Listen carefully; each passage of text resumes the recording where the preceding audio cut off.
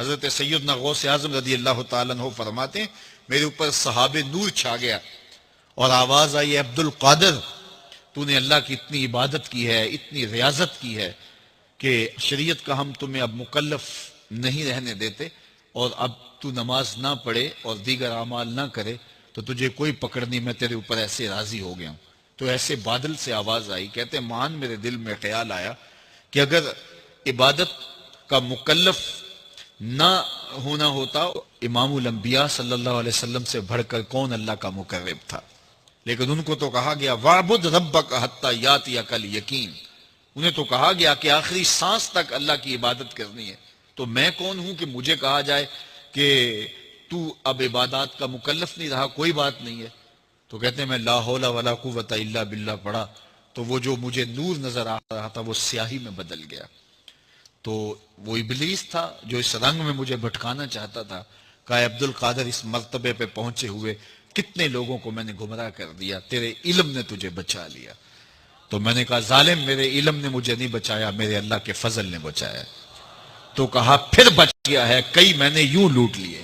پیر نصیر الدین نصیر صاحب کی ایک کتاب ہے پیری مریدی کی شرعی حیثیت، جو پیروں کی عزت افزائی اس کے اندر انہوں نے کی ہے نا، انہوں نے ایک جملہ میں بتاتا ہوں، انہوں نے کہا آج کے دور میں جس نے اپنا ایمان خراب کرنا ہے نا وہ مرید ہو جائے، اور جس نے اپنا ایمان بچانا ہے تو پیروں سے اپنے آپ کو بچا کے رکھے، خود پیر ہو کے۔ ٹھیک ہے، میں نے خود ان کو دیکھا ہے، میری ملاقات بھی گھر میں ان کے ساتھ ایک دفعہ سیٹنگ بھی ہوئی، 2007 یا 8 کی بات ہے۔ تو ان کے پاس میں نے دیکھا ایک وہ بوڑھی سی عورت آئی، وہ پیسے لے کے نا ہاتھ میں پکڑا لیں یوں اٹھا کے پڑے پھینکے، کہنی بی بی اللہ کو لو مانگ، پیر کے کر سکتا ہے۔ یہاں بھی جیل میں تقریر کر کے گئے نا، ایک بار ہی بلایا، دوبارہ انہوں نے بلایا ہی نہیں ہے محفل نعت میں۔ ان دنوں بارشیں نہیں تھی ہو رہی، تقریر ان کی رکھی ہوئی تھی، کم از کم 25-30 ہزار مجمع تھا، پورا اسٹیڈیم کرکٹ کا بھرا ہوا تھا۔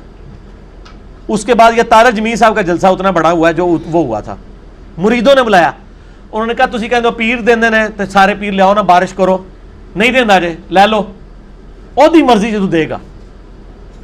اسی لیے تو کہتے آخری وقت جو جی وہ وہابی ہو گیا سی، جی یہ ہو گیا سی، وہ ہو گیا سی۔ اگر وہ وہابی ہو گیا سی تو پھر تہاڈی بزرگی چ کمی ہے کہ تہاڈی اولاد بھی ہو کے تہاڈے سلسلے چ بھی ہو کے وہ گمراہ ہو گیا۔ پیر تو اسی لیے کیا جاتا ہے نا تاکہ آپ گمراہ نہ ہو، اگر پیر ہی خود گمراہ ہو جائے، مریدوں کو چھوڑ دے، اگر پیر گمراہ ہو رہا ہے تو بڑے بزرگوں کی بزرگی سٹیک پہ لگ گئی ہے جن کی وجہ سے وہ بیٹھا ہوا ہے۔ اچھا پھر میں آپ کو ایک واقعہ بتاتا ہوں، یہ شیخ عبد القادر جیلانی رحمہ اللہ تعالیٰ کے بارے میں ایک واقعہ ہے جی۔ وہ ایک دفعہ ایک جنگل میں عبادت کر رہے تھے تو آسمان سے آواز آئی، ایک روشنی ظاہر ہوئی، عبد القادر تجھے اللہ نے بخش دیا، اب کے بعد کوئی نمازیں نہیں، جو مرضی کر۔ تو انہوں نے پڑھا لا حول ولا قوت الا باللہ، تو وہ شیطان تھا چیخ مار کے غائب ہو گیا۔ شیخ عبد القادر جیلانی نے کہا کہ نمازیں تو نبی کو معاف نہیں تھیں، میری کیا حیثیت ہے؟ تو جاتے جاتے اس نے کہا کہ شیخ عبد القادر جیلانی تیرے اس مقام پہ پہنچے ہوئے 70 اولیاء اللہ میں نے بہکا دیے ہیں اسی بات کے اوپر، تو اپنے علم کی وجہ سے بچ گیا ہے۔ تو انہوں نے کہا یہ تو نے دوسرا وار کیا ہے، میں اللہ کے فضل کی وجہ سے بچا ہوں۔ یہ اللہ اکبر، اس واقعے کی میں انجینئرنگ کرنے لگا ہوں کہ سر وہ جو 70 غوث تھے جن کو شیطان نے اوندھا منہ کر کے دوزخ میں پہنچایا ہے، ان کے لاکھوں مرید کدھر گئے؟ 71 ہی ایک ہی بچا جے، 70 تو شیطان لے گیا جے۔ تے سانو کے پتا ہے تسی جڑے پیر ساڑے بنا رہے ہو انہوں نے کیا ہونا ہے؟ اگر غوثہ نہ لے ہویا ہے تو پھر ہم کہتے ہیں اس کو اپنا پیر مانے جس کی گارنٹی قرآن میں ہے، ما ضل صاحبکم وما غوا، تمہارے نبی نہ کبھی بہک کے ہے نہ کبھی بیرا چلے۔ اور یہ اعلیٰ حضرت نے خود لکھا ہے، اعلیٰ حضرت کی ایک کتاب ہے بیت و خلافت، بیت و خلافت کتاب ہے اعلیٰ حضرت کی، وہ میں نے اس میں حوالہ دیا ہے۔ اس میں انہوں نے لکھا ہے کہ یہ جو بایزید بستامی کا قول ہے نا، جس کا کوئی پیر نہیں اس کا پیر شیطان ہے، یہ محض باطل ہے۔ تحقیق ہر سنی مسلمان کا پیر محمد رسول اللہ صلی اللہ علیہ وآلہ وسلم۔ ٹھیک ہوگا جی؟ تو یہ اعلیٰ حضرت خود کہہ رہے ہیں کہ بایزید بستامی نے جو بات کی ہے یہ باطل ہے۔ جب ہم کرتے ہیں تو کہتے ہیں بزرگوں کی گستاخ ہے، تو ہم بزرگوں کی گستاخیاں بزرگوں کے اقوال کی روشنی میں ہی کر رہے ہوتے ہیں۔ میں اعلیٰ حضرت کے ساتھ ہوں کہ یہ باطل ہے اور یہ جھوٹ ہے۔ جو کلمہ پڑھ لے، پھر قرآن میں تو بیعت آئی ہے اللہ کی، سورہ توبہ میں آیا اللہ تعالیٰ نے مومنین کی جانیں اور مال جنت کے بدلے میں خرید لی ہیں، اس بیعت پر خوشیاں مناؤ۔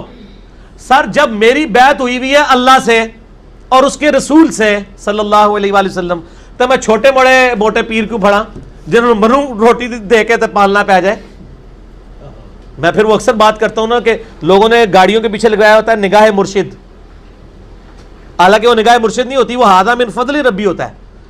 اور جن پیروں کو یہ نذرانے دے رہے ہوتے ہیں ان کا بھی کام ہے کہ وہ اپنی گاڑی کے پیچھے لگوائیں کہ مریدین کے نذرانوں کی برکت سے, اور وہ سچ بھی ہوگا.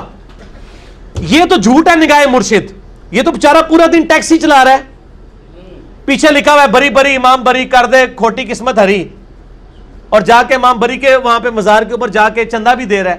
اس مزار کے اوپر جو سارے معاملات چل رہے ہیں وہ تیرے چندے سے چل رہے ہیں. یہ تو ہونا چاہیے اس مزار پہ لکھا ہو کہ ٹیکسیوں والے اور غربا کی نگاہ کرم سے. یہ سچائی ہوگی. یا پھر خدا کے لیے آپ لکھو ہادہ من فضل ربی. حضرت سلیمان علیہ السلام کے دربار میں جب وہ پلک جھپکنے سے پہلے وہ لے آیا ان کا امتی یا فرشتہ یا جو بھی تھا, جس کو آصف بن برخیہ کہتے ہیں یہودی, مسلمانوں میں ان کے ہاں نام ہے, قرآن میں نام نہیں آیا, تو انہوں نے اس کی تعریف تو نہیں کی, انہوں نے کہا ہادہ بن فضل ربی, یہ میرے رب کا فضل ہے. حضرت زکریا علیہ السلام مرشد تھے سیدہ مریم کے, سورہ ال عمران میں آتا ہے بے موسمی پھل وہاں پڑے ہوئے. حضرت زکریا کہتے ہیں تیرے پاس مریم یہ فروٹ کہاں سے آتا ہے؟ وہ مریم اگر آج کی ہوتی نا تو کہتی حضور نگاہ مرشد ہے, تہاڈی دعاواں دی برکت ہے.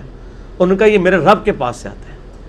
اگے حضرت زکریا نے بھی کہا کہ میں تینوں سکھایا سی, تو میری مریدنی, تیری جرت میرے بغیر ڈائریکٹ اللہ تک پہنچ رہی ہے نہیں.